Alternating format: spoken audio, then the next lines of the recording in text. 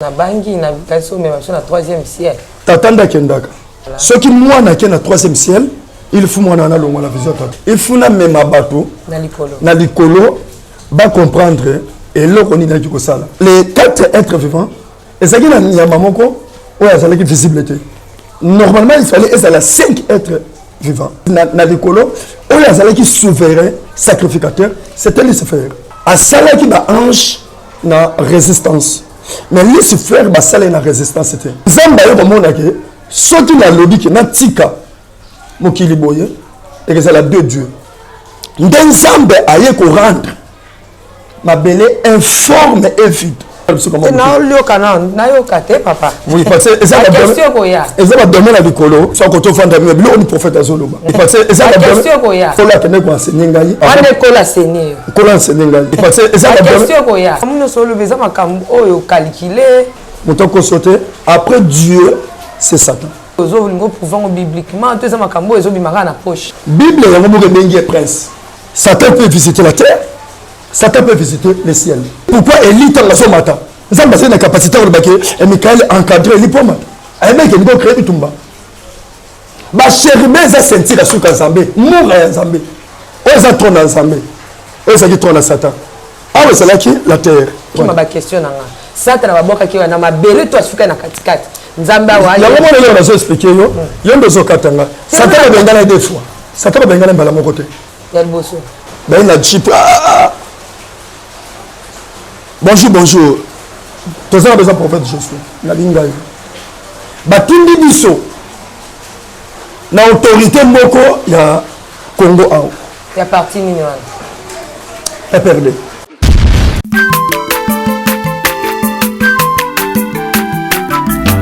Aza mwana moto te po akosangai abongwani pete po awangata Nzambe ya le Nazarien, le Nazarien, le Nazarien, le Nazarien. Ebana kitoko koma mokondima atako bapakolaki mafuta na mosakolima lelo ya yo bolingo bateli le Nazarien lipamboli oyo monanaka tembeni mama kantelobi koleke mapapu masopi mafuta tokokisika na longo na Nzambe oyo babenga na makomi Jésus. Il s'appelle Jésus-Christ, le lion de la tribu de Juda, l'omniprésent, l'omnipotent, l'omniscient, celui qui nous accorde la vie, pas seulement la vie, mais la vie en abondance. La princesse de l'Éternel, la sœur Tiffany Mokoa, vous dit bonjour et shalom, bienvenue sur Nazaréen, votre site de référence partout où vous êtes. En ce moment, on est ensemble, il n'y a pas de souci, en esprit, avec le Saint-Esprit, donc il n'y a pas la distance. On est un dans le Seigneur. Béni soit le nom de l'Éternel qui nous donne aujourd'hui son serviteur Josué, le prophète, avec lui dans cette émission Table Sainte. Comme promis, chose faite, nous vous y avions promis de parler autour de ces grands sujets de Saoul et Samuel.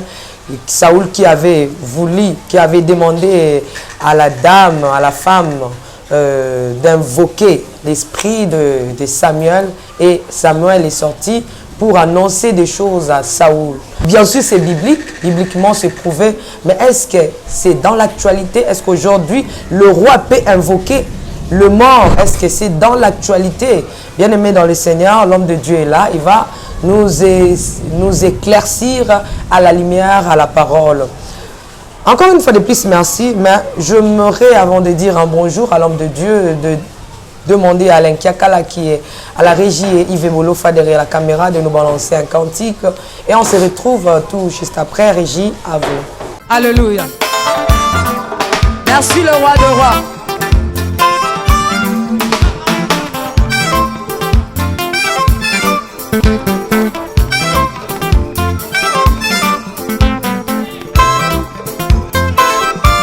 Alléluia.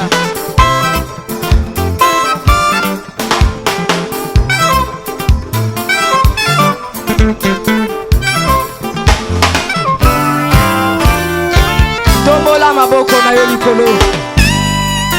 Lakisa maboko na yo.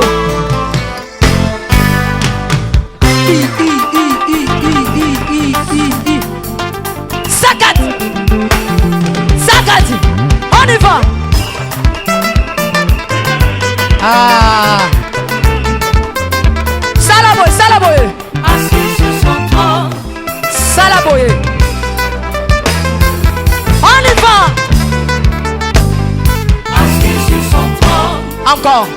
Encore. Encore. Ah, ah, ah. Afandi na ngwende na ye. Yesu azaya kofanda. On y va.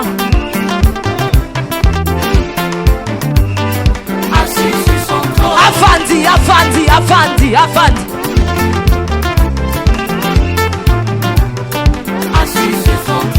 Fandi saye, fandi saye, fandi saye. Nazo mono de tika yesu afandi. Afandi, afandi, afandi, afandi. Merci Jésus. Merci Jésus. Afandi, afandi. Salaboye. Salaboye. Salaboye. Gatela yesu lo sako. On y va. Gatela. Gatela. Gatela.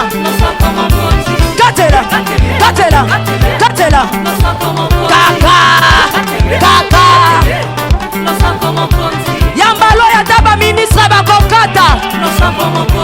Nazolo bakatela yelo sako. Katela yelo sako. Katela. Katela. Katela. Nazo monote. Nazo monote. Nazo monote. Nazo monote. Salangobo. Dosé. Tolobi à tout. Yoka. Merci. Tolobi boye. Yambaloyo. Adaba ministre bakokata. Adaba généraux bakosala nini? Adaba ministre bakosala nini? Adaba président. On y va.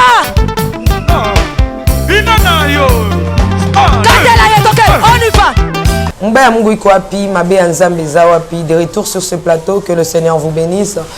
C'est la princesse devant vous et mon invité spécial, le prophète Josué, qui tout là, Boebi, il y a Zakapena, chaleur en esprit. Donc, vous avez qui béni dans ma témoignage. Mais aujourd'hui, tout ça va pour ma commis. Vraiment, ça fait débat. Mais explication claire, prophétiquement, évangéliquement. Dessus, par la grâce de Dieu, l'homme de Dieu va nous expliquer. Et allons, on a un peu zone d'ombre, quoi. Je dis merci à Papa Guy là-bas qui nous suit depuis l'Afrique du Sud et Maman Lauriane, que le Seigneur vous bénisse. Joyeux anniversaire à celui qu'on appelle Anaël Sacré. God bless you. Navi Kengana Otobotama après le 13 novembre. Le 13 novembre, yo.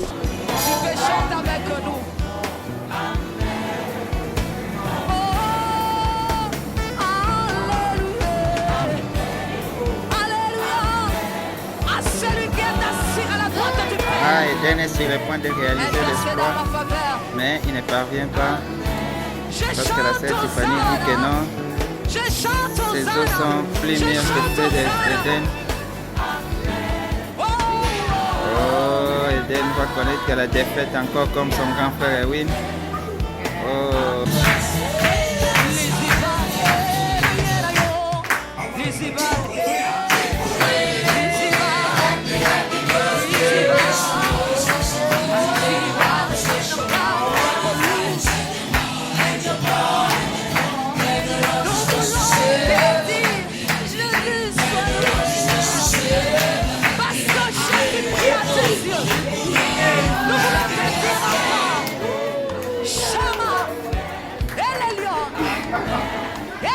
Que le Seigneur te bénisse.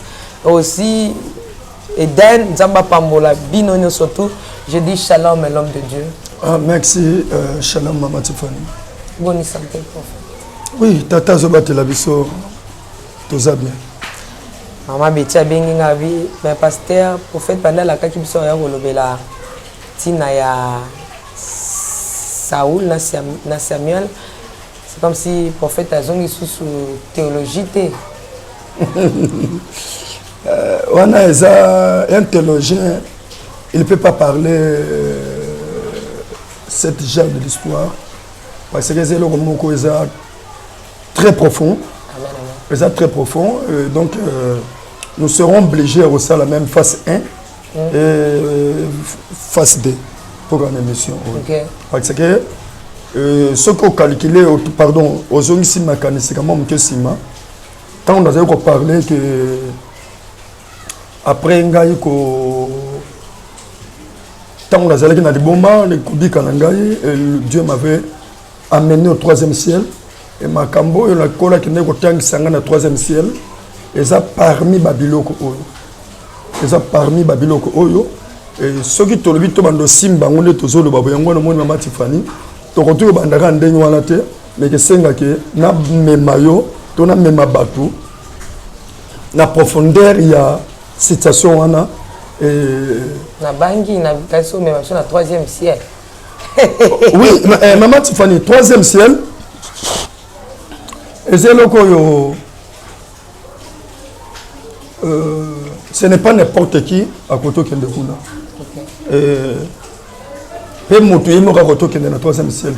Il faut la volonté de pour nous mémoire qui est dans le troisième ciel. Donc c'est-à-dire que ouais, c'est un bon serviteur. On doit écouter dans Zambé. Il faut dans le troisième ciel. Ce n'est pas n'importe quelle personne. Donc c'est-à-dire parce que ils ont un père, et tata botibana. Donc tata ndakendaka. Tant qu'il a eu vision, ndakiti nango, ndebana bakoya Rolanda vision. Tata na. Comment va tata Bela, tata Onda, tata Simon, tata Nan. Bon, papa Onda kenda pe na troisième ciel ya bango. Mais ngana zo le troisième ciel au pôle la zo lobela. Le troisième ciel. Et donc tout le baké un visionnaire nous surtout. On les a appelés par Dieu. Nous avons même marqué le troisième ciel. À qui quoi enseigner, nous avons passé vision, nous avons quitté. Et tant qu'on a quitté, nous avons disons, nous avons pasteur, c'est sur le besoin qu'il y a le troisième ciel. L'évangéliste, c'est sur le besoin qu'il y a le troisième ciel. Parce que déjà, Tate Sakendaki a eu vision. Ceux qui moi n'a qu'un troisième ciel, il faut moi la vision Tata. C'est quand tu as la vision. Gloire à l'agneau, c'est profond.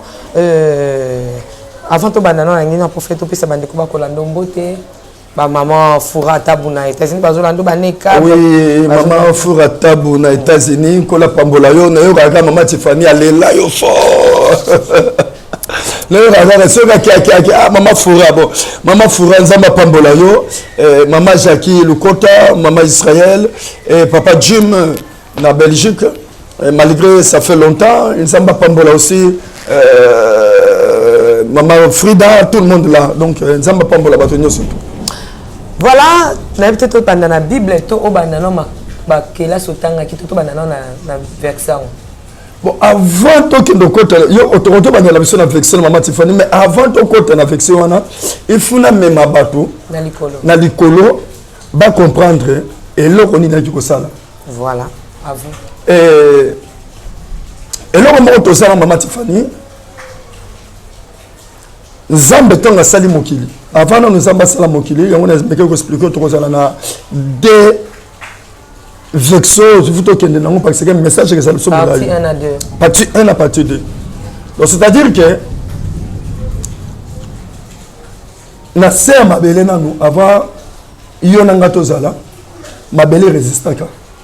Soko zu na kati ya mukanda ya jeunesse. Au moment où la Bible dit au commencement, Dieu créait le ciel et la terre. La terre était informe et vide. On dit à Tiffany, ceux qui ont total affection là bien, ils ont retourné ça les l'autre côté, et ils ont informe et vide. La Bible dit que Zamba sali mokili, pe mokili yango, et ont sens. Donc c'est-à-dire quoi? Tant que la matinée du colo, ils ont besoin de enseigner la Bible.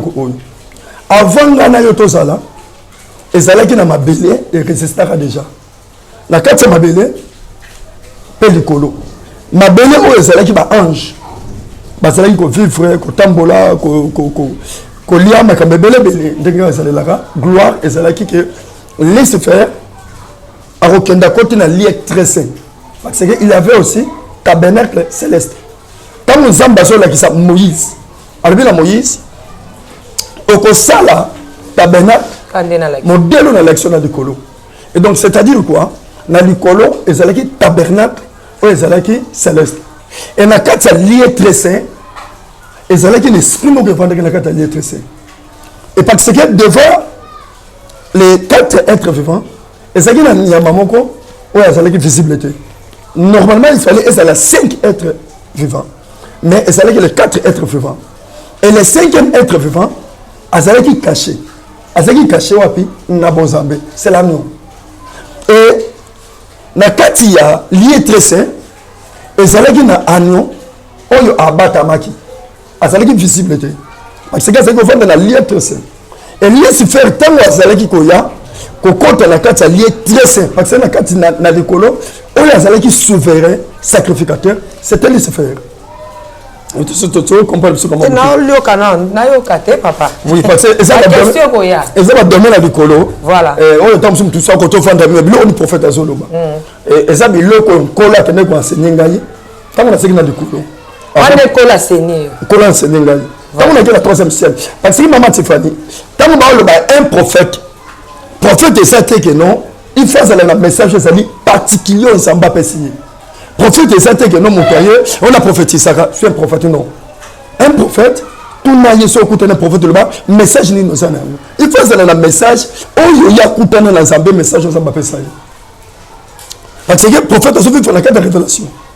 Et quand on va nous enseigner sacrificateur, le souverain sacrificateur, c'était Lucifer. On a dit que nous comptons un lié très saint. Quand on compte un lié très saint, quand on a il va sortir avec une révélation. Alors, la révélation. Et révélation, il y a un de aroya pesi ordre que lelo bozala nzembo boyemba. Yenda ko créer nzembo et ba ange na likolo ba yoki yango et ba ange na se na mabele to zala ki pe ba kozwa yango ba yoki yango et ba yembi nzembo wana. Et Lucifer tant voyez que comprendre que par rapport au ndenge basale la ki l'endroit Bible bien Bible zo ba exemple balobi a sala ki ba ange na résistance mais Lucifer basale na résistance c'était Lucifer basale na ba pierre et ezali précieux ba or ba diamant biloko boye boye or que ba pierre wana et bima na mabeli olanda na mama Tiffany et ça biloko zo utana se ya mabeli quelque part Lucifer il était créé par la terre ou la terre de Lucifer a cela créé l'angle et c'est pourquoi au monde a même que ceux qui n'ont qu'à plus loin c'est pourquoi même la carte à jardin dedans Lucifer a rien qui parce que ayeba qui s'est créé à bon monde parce que lui-même il était créé na partie de l'eau comme na mabeli dans cela qui sont à côté de l'être saint a bien avec une révélation. Pourquoi? Parce que Anon azalaki caché na kati ya lié très saint et Anon azalaki caché na kati ya Mozambique. OK. Et maman Tiffany, ndeta Lucifer allié Koko Tisorgé aye ko souiller temple. Temple souiller temple donc na lié très saint, na lié saint, na parvis ezalaki souiller. Parvis ezalaki parvis ezaki na lettre ezaki na kati ya tabernacle na likolo parce que ceux qui tabernacle ezaki parvis c'est que ça tabernacle. OK. Le tabernacle fait ça complet parvis lieu saint et lieu très saint. Et ainsi manango maman Tiffany nzamba yo komona ke ceux qui na lobi ki na tika mokili boye et que c'est la deux dieux. C'est-à-dire ba ange musu ba tika na se ba ange musu ba kozala na likolo. Nzambe aye ko rendre ma belle informe et vide. Dans la Genèse, la Bible dit au commencement Dieu créé le ciel et la terre était informe et vide. Les heures comme tazo tout nanga que non la solo balisolo nazala ki na maman Tiffany to lia ki na ye longo mais to kutana ki na biso pe na maman Tiffany yango te parce que to kutana ki te mais ça la sensité et ndé ko sala ke nzamba rendre mokili informe et vide. Et Lucifer, le coup d'Azamba tondi ce qui mokili na mai, azali sous un droit au régner na se amabilité de ayi govanda na bisika oyo ya mi pepe. Et bazala ki boye Zambé la première rang, Lucifer la deuxième rang et troisième rang et zala ki kaka mai. De Zambé amoni que non ko totika boyete nde abandi sikoyo ko bandela mokili ko sala yango abandi ko crier ndenge bible zo bana biso na mokanda jeunesse que Dieu a commencé à crier que le ciel soit likolo ezali mabele ezala mai ezali abandi ko kabola mai aya bimisa espace sec et na kati espace sec wana nde Nzambe aye ko planter jardin de na kati jardin de nde atie Adam na Ève. Ce qu'on a ce que tu sais qui t'a sikoyo po donc ne sikoyo ba ni na ba Saul ndenge otuna. Donc c'est-à-dire ezalaki Nzambe, Satan et la terre. Et na kati ya mabele, na kati ya la terre, soki motu akufi, Mama Tiffany akozala na bisika ko tokende te. Parce que ezalaki kaka na trois espaces.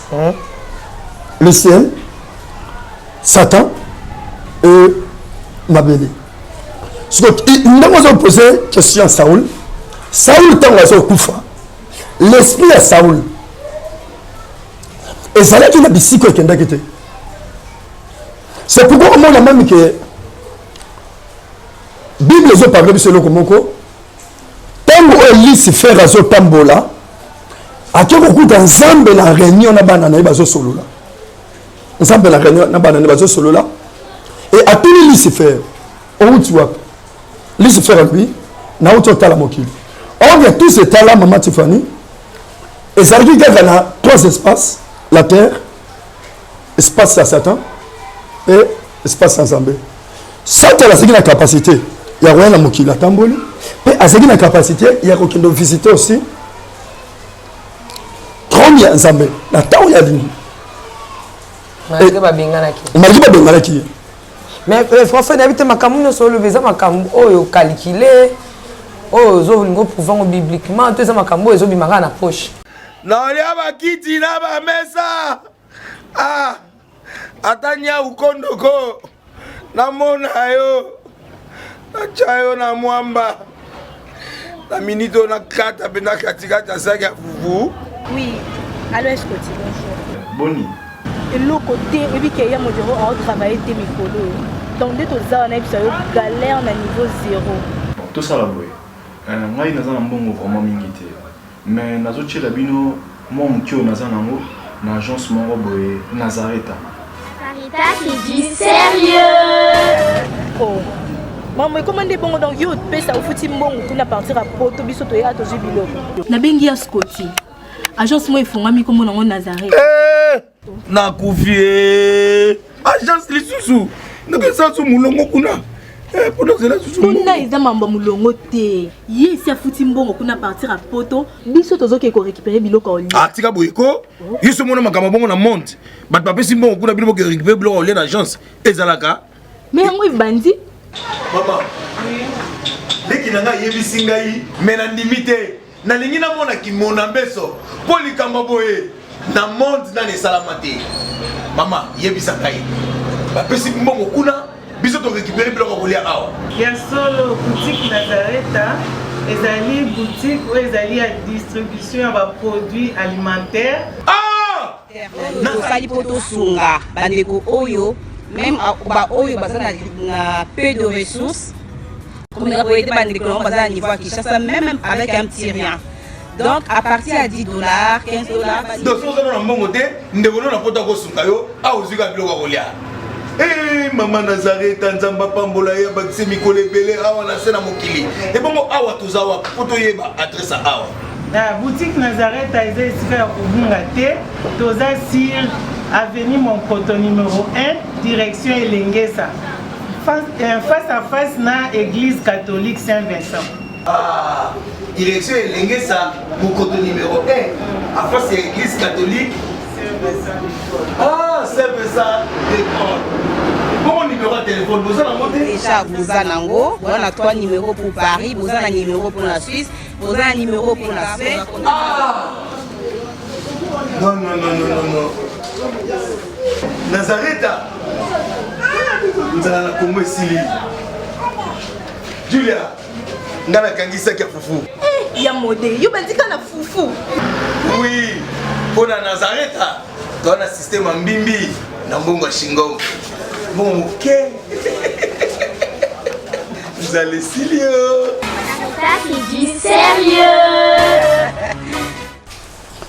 Eh, mais moi Tiffany, là où tu m'expliques premièrement, je suis un prophète.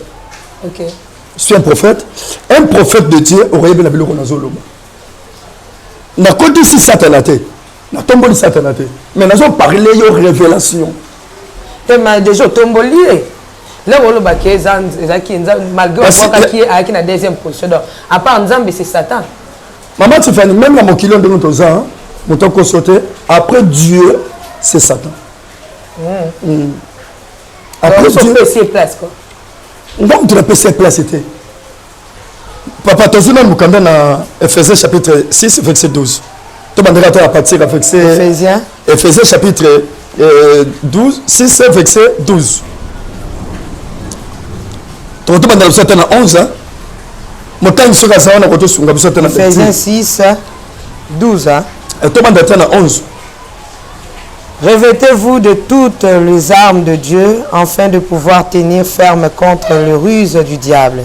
Car nous n'avons pas à lutter contre la chair et le sang, mais contre les dominations, contre les autorités, contre les princes de ce monde des ténèbres, contre les esprits méchants dans le lieu céleste.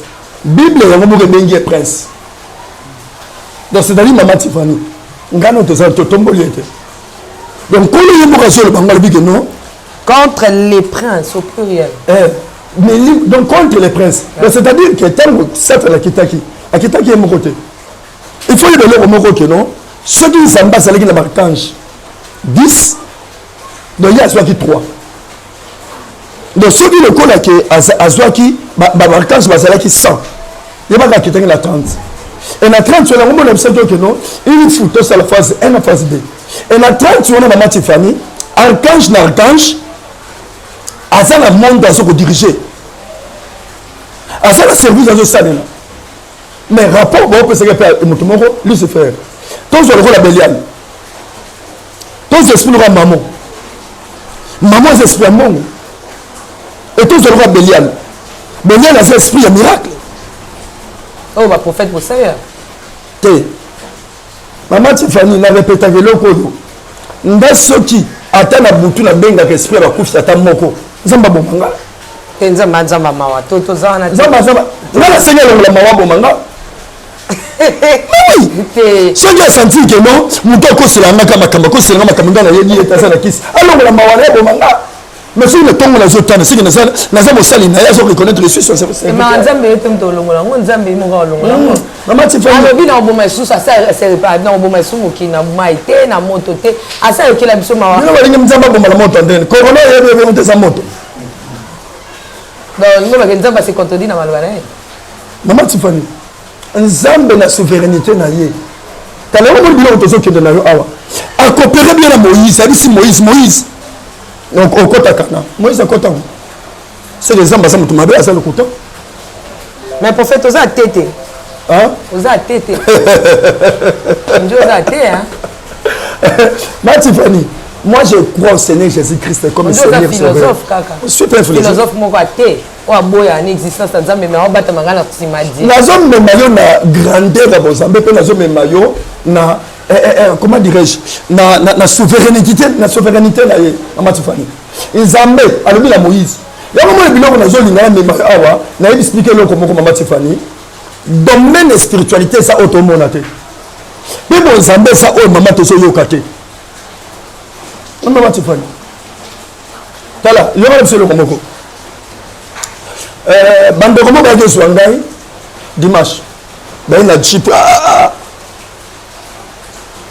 Bonjour. Tous les besoin prophète je suis. Na linga. Batindi biso. Na autorité moko ya Congo a. Ya parti numéro 1. PRD. Voilà. Tous on a besoin o aider maman na bango na problème besoin les kana famille na bango tala. Na bi Dieu soit loué. Na lingo tikela na 10 minutes. Na utotea na pangisa motoki tangu na koti na permanence na fukami na lobi nzambe frère oyo ba frère ba ye ba yoki sango boy pesa nganzela kona yebi singa lobi sodo okende sa volonté na yo okende te mais Matifani tant on a une bisi bango tata permettre te na kende si on a dit moto na sa fona okende parce que na yebi ke moto moto sous terre ah na ko to tanga comme te ate akomate papa ate akomate yo Kamisa Kaka donc même la pouvoir à Félix il est en train de travailler à tindi mutu ke reçoit yo oboyi Maman Tiffany il faut s'en ensemble Maman Tiffany moi je crois au Seigneur Jésus-Christ la maman na zone ngana fongola yo domaine moko ça bon sape nzamba bila Moïse okotaka na kola Moïse akotya mote Bible zo bana biso Yesu Masia asola bana moyibi eloko moko alors lelo to kosala na mboka ya tata mais Yesu akende na mboka ya tata mkola na tasel 3 jours na sama bela zote ya bakufi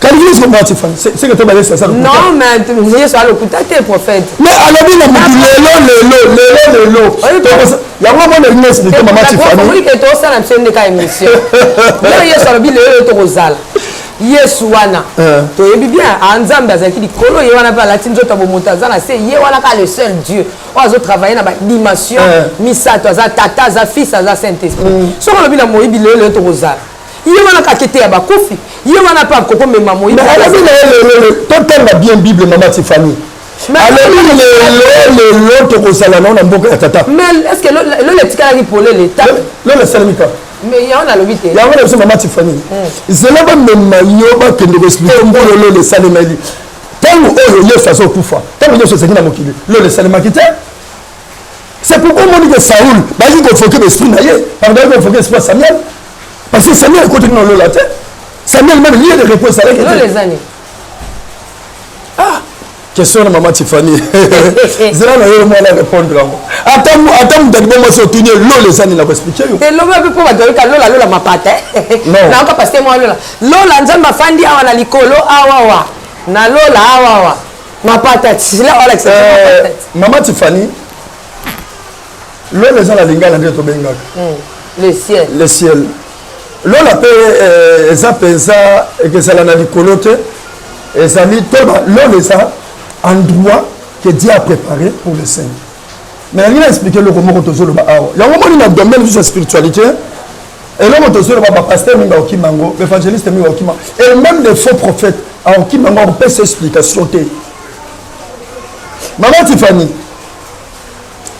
il y a un jour dans le temps où on c'est que les gens tombent la Satan. Non. Parce que Satan, et c'est là qui après Zambé, la trône en Zambé, Satan.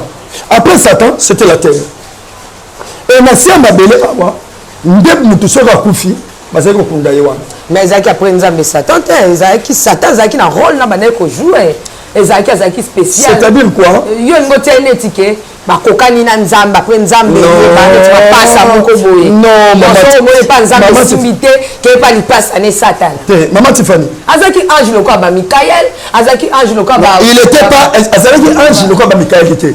Azaki nan. Bible zo le banabiso bien. Ils ont crié qui est différent. Et Satan, Azaki l'un des chérubins, on y a simbaki adoration. Adoration ya Zambé. Donc, Azalaki on Zamba parce qu'il confiance collègue. Bon, si tu as une adoration de après il est comme il est. Maman Tiffany. Mais la Bible l'a dit sur l'exception claire. Quand on a le maman mais que non, aïe pas Yesu. Bon Yesu c'est quoi Zaki? Zala pardon. Ah, il y a un moment où on l'a expliqué yo. Tant oyo Satan Zalaki. Jésus il n'était pas physique. Jésus Azalaki na katsa Mozambique. Et Jésus il était la révélation. Parmi les 4 êtres vivants, il fallait aller à la 5. Parce que papa c'est que nous, en nous c'est qui on a été, mais en nous c'est qui la lié tressé. En nous c'est qui quand il a bosambé. En nous il était la révélation. Tant nous avons la liste faire parce que on compte la carte lié tressé. Azali ko bosse la même que non, Azali ko kendo ko évoquer la union sans le savoir. Mais parce que comment dire Maman Tiffany, donc Christ il était la révélation.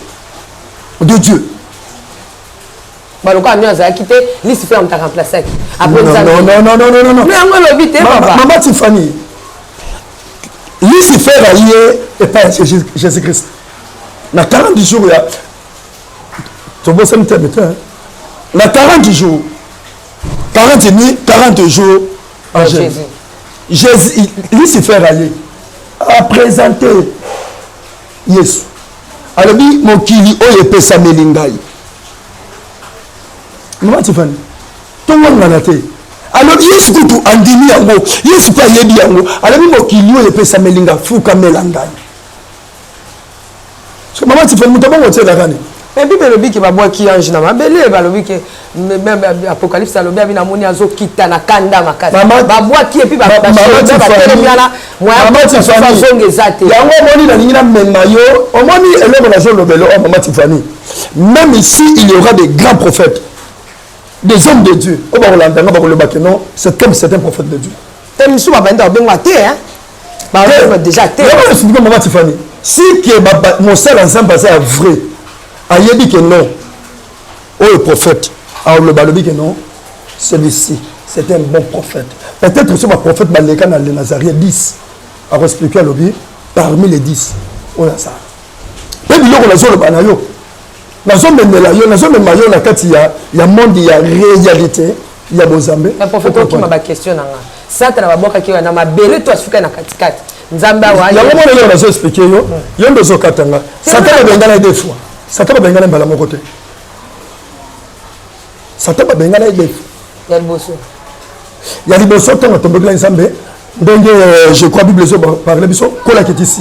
Mais tant kola qui ici qui est. À quoi la mabelete? À comment la mabelete? Donc les relations ça qui continuer entre Satan et Nzambe. Satan peut visiter la terre. Satan peut visiter le ciel. Il y a un moment où on a expliqué. Ah mais on est dans le jardin d'Éden.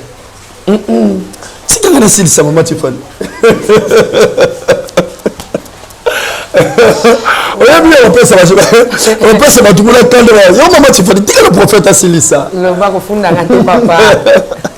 Maman Fora, mon tour est accompli dans la mission.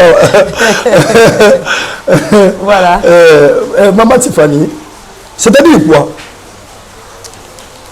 Le collège, c'est là qui bouge. Bolim Bissanga Bandeko. Ils trône ensemble. Ils trône à Satan. Ah oui, c'est là qui la terre. Il n'avait pas 3 trônes, pardon, 5 trônes. Ce qu'on se dit, Mouta Koufi. Azali na bisi comme ça koto kendete. Azali toujours kozala na se mabele. Yango le moni. Tant que même Sami à la Koufi, comme il y avait 3 trônes, Azali na bisi koto kendete. Donc corps nalé, ezali kaka, âme nalé, ezali kaka na mabele. Et pourquoi? Parce que ezali na bisi kaka. Na bitu comprendre ce que maman tu fais. Na lobate et comme na encore nazo yo ka yo prophète ba ezali. Yango wana.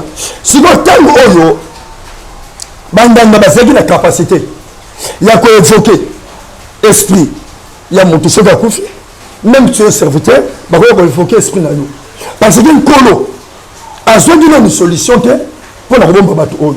Et c'est pourquoi au moment même que sacrificateur si je ne me trompe pas entre Bemba Moïse et le sacrificateur Eli, il y a les prophètes, les sacrificateurs. Quand on a Koufi, Satan a réclamé même le corps de Moïse. Et à son présentant, je crois que le sacrificateur Eli, Kalende Nalati, à sa salité, et Ange Nzambe, a défendre mon salina. Et à quel moment défendre la place Mabele. Parce que Aya qui peut réclamer. Dans l'équipe Satan qui est dans sa Mabele. Pardon?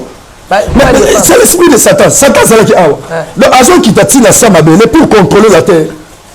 Bon, là, Nzamba est défendre Moussel. Pardon? Oui, l'âge de l'éternel a quelqu'un qui peut défendre Moussel. À l'église Satan. Satan, tu es là. Mais pourquoi pas? Et Nzamba, quand vous êtes dans la mission, vous êtes dans l'ange, atteindre n'importe quel ange, atteindre la chérubin. Maman Tiffany, même le on a quatre prières. Quand ils ont échoué, dans la prière, parce que ils ont dit ange ils ont dit tel temps bitumba. Donc il y a chaque ange en tinda.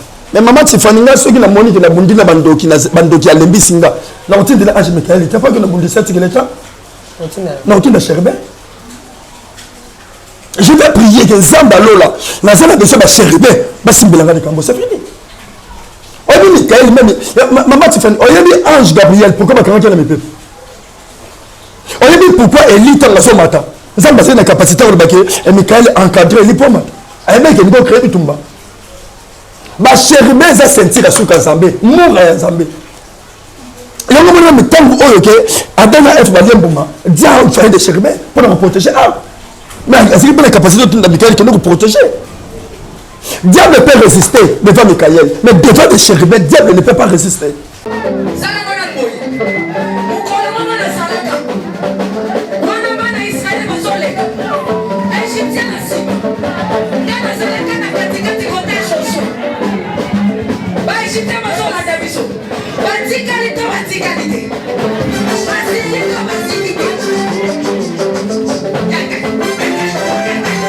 Loba Satan azana ba problème. Oh asimbi kisi. Asimbi kisi. Eli kambwa kisi te yobe ke no luka kisi na osala nini? Oh simba. Shalom peuple de Dieu, que la paix de notre Seigneur Jésus nous comble parce que tous nous avons besoin de la bénédiction de l'Éternel. C'est la sœur Tiffany Mokoa, la princesse de l'Éternel, la présidente du Parlement céleste, députée Kwanabanda Kunabino. En tout cas, la Bible nous dit, vous connaîtrez la vérité et la vérité vous affranchira.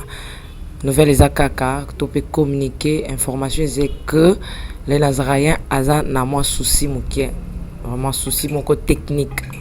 Voilà pourquoi nous vous supplions, nous vous demandons, s'il vous plaît, d'ailleurs que vous accepterez Abisso Nabanda Kunabino, car le lingue tozali.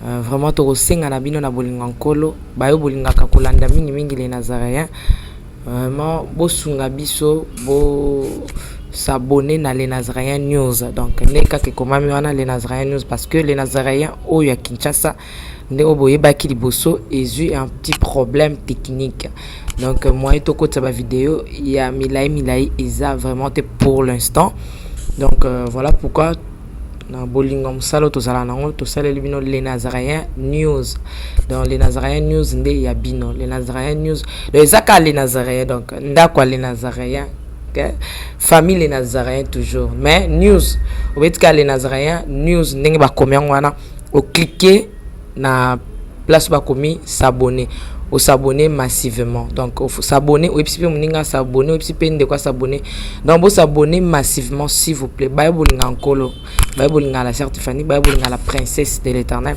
bo sala on pona bolinga nzambe. Je vous aime beaucoup de l'amour de Christ donc je disais tantôt que les Nazaréens un petit problème technique, voilà pourquoi nous vous supplions de s'abonner sur les Nazaréens news. Ces derniers temps nous utilisons beaucoup plus les Nazaréens news parce que les Nazaréens Kinshasa a un petit souci, un petit problème technique.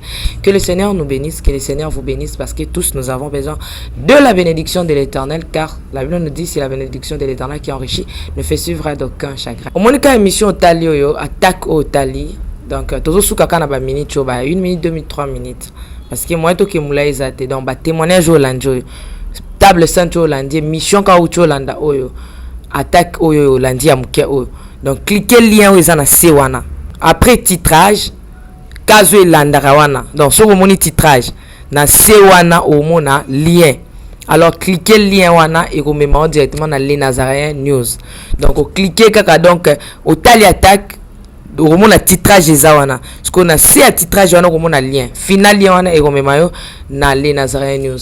Quant à moi je suis rempli, je suis comblé de joie pour bokozala boko s'abonner ebele ciao biso tozoyela